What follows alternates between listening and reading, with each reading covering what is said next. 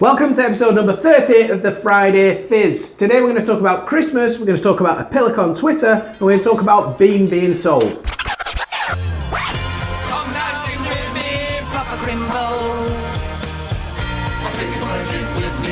Yeah, so it's Christmas. What are you looking forward to?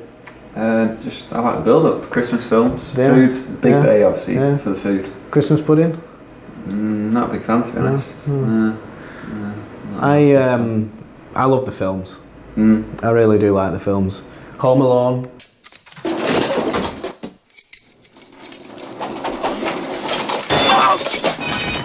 Elf.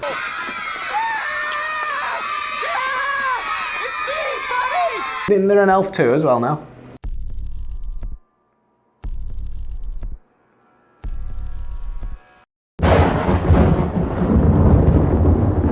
Bullsh bingo.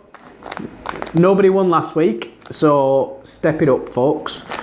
So it's now 2 packets of biscuits, and this is Maryland chocolate chips. I can't believe we've got branded custard cream. I've never had branded custard creams. Have you not? I don't think so. I've never even seen them.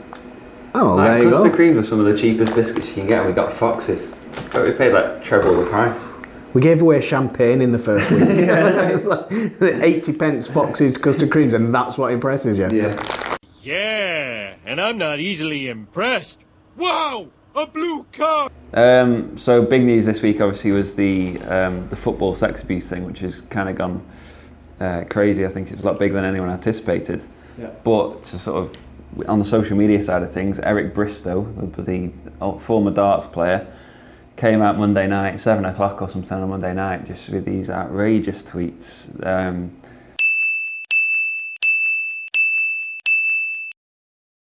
Making it seem like, you know, these footballers are weak for not dealing with it and not going back and dealing with it. Rugby players would have been fine because they would have gone and dealt with it, and the tougher men and stuff. So, just obviously absolutely outrageous. He got torn apart for it on social media, trended for 2 days, in all the papers, dropped from Sky Sports, all these kind of things. So he's clearly been punished for it, but it just kind of shows what social media... The power of social media, isn't it? You know, in the past he might have had those comments with his mates in the pub, and they might have been like, oh, that's a bit off, but that's as far as it had gone. Yeah. And now, you know, your initial thought is, oh, I'll put my opinion on social media, and... Yeah, you know, it's so instant. Like, I saw that. He probably tweeted it about 7 o'clock on Monday night. Within minutes. No, I don't even follow him, but within minutes it was on my timeline. Yeah. Within, you know, a couple of minutes after that, all the celebrities are retweeting it, tearing him down.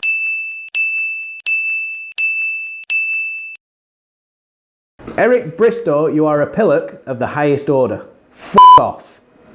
The other day I heard that he went on This Morning or something and completely apologised, and then he started retweeting the odd PILLOCK who'd said, oh no, I understand what you were saying, I just thought...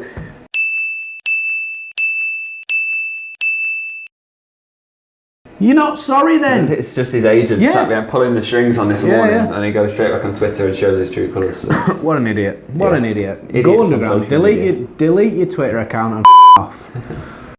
In the tree.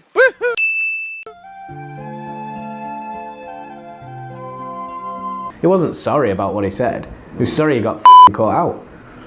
Oh, anyway, let's move on. Let's not give him any more airtime on the famous Friday Fizz show. Back after these short commercials. New Silic Bang Drain on Blocker Kit. Bang and the dirt is gone. So British Gas have got a Twitter campaign going. Basically what they launched it as, they wanted as many people as possible to use the hashtag tweet4shelter, and then when it hit a certain number, British Gas were going to give £25,000 to Shelter, the charity. But then 100,000 people did it within like a couple of days, so they've raised it from 25 grand to 100 grand. So pretty decent. Yeah. I mean, my hopes would be to be ours before Christmas, but it's not looking likely.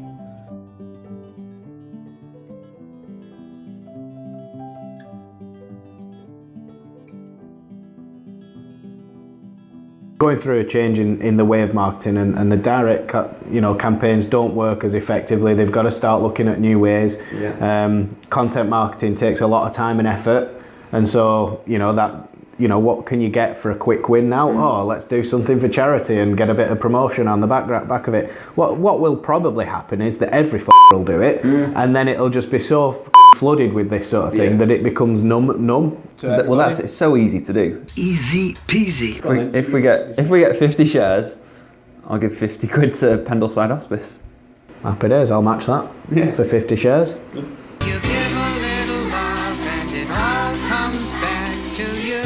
So yeah, that's an interesting one. So if you can, go on Twitter and... What is the hashtag? Tweet for shelter.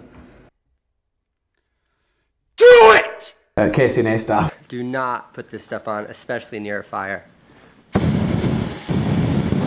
And I used to watch his vlog almost on a daily basis, and then he stopped.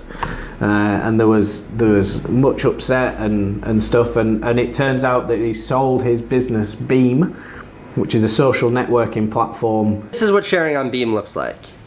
There's no staring at the phone. You just hold it to your chest and it records, and then it's posted. So so anyway, he sold his business, and obviously I think the key statement for me is actually CNN. Like getting it, a traditional news company, media company, I suppose, trying to embrace this whole world of YouTubers, which has been so evasive. Nobody, like, there's no media companies that have really truly been able to embrace YouTube. It's been individuals and creatives and you know, really, you know, people who are out there.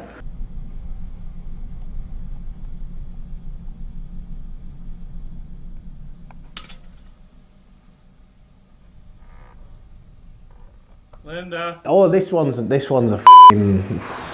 It's nuts, this one. The Snoopers Charter. It's basically whatever you view can be traced back to you, and the police can now get that information by law. I would like to present my client's internet search history from that evening. I'd rather just confess to the murder. On one hand, I think, well, I've got nothing to hide, I'm not bothered, you know. Look at my history, it means nothing. The person who's going to look at it, if they ever look at it, it's not going to mean anything to them. They're not going to know who I am unless it was investigated. So I think, well, in one hand, not really that bothered. On the other hand, I kind of think that it's the scary thing for me is that like, what if that was breached? Like, that's where it gets really scary. Sadly, we know at some stage that data will get abused somewhere along the line, maybe in individual cases, hopefully not on scale, but it will get abused. Yeah. Like, at some point, somebody is going to abuse the power because they can. And that's the fear, isn't it? There's going to be some people who fall victim to that. But yeah, let us know your opinions. I lean towards 4. We also doubled our random sweeps and are monitoring a lot of phone surveillance. Thanks for watching this week's episode of Friday Fizz. Don't forget to like, comment and share, enter your bullshit bingo, and tell us your favourite Christmas film.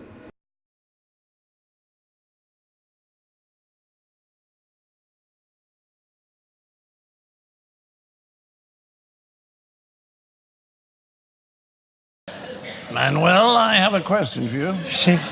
What is the 11th letter of the English alphabet? Okay.